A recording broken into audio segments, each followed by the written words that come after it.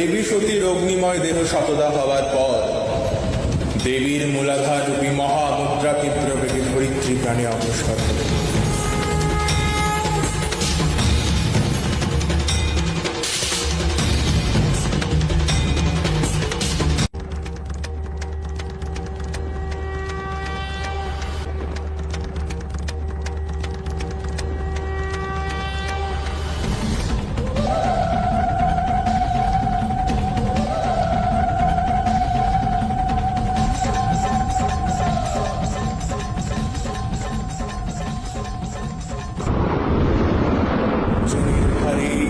সেই তিনটি পর্বত পাতালে অর্ধগামী হল। প্রস্তরীভূত জমি স্থিত হয়ে সর্বশ্রেষ্ঠ পীঠ রূপে খ্যাত হল নীলাচলগিরি বা কামরূপ কামাখ্যা।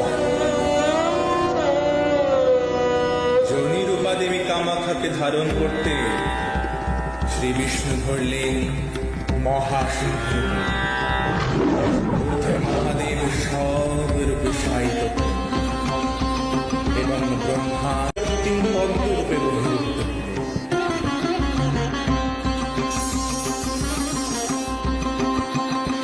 মহাদেবী হলেন সেই ত্রিদেব রূপে মহাবাহনে অধিষ্ঠিতা।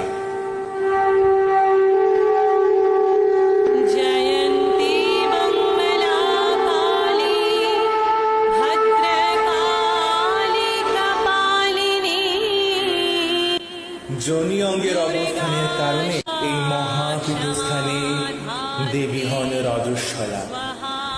সেই 3 দিবসের বিশেষ তিথি অম্বুবাচী নামে খ্যাত। এই সময় মন্দিরের গর্ভগৃহ হয় বন্ধ।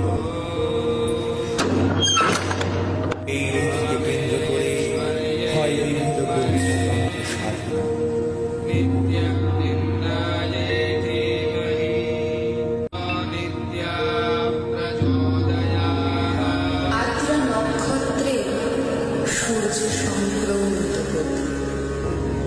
এই লগ্নে হই আমি ঋতুমতী। চতুর্দিকে যখন খরার দুষ্প্রভা, স্নিগ্ধ আশার সমবর্ষ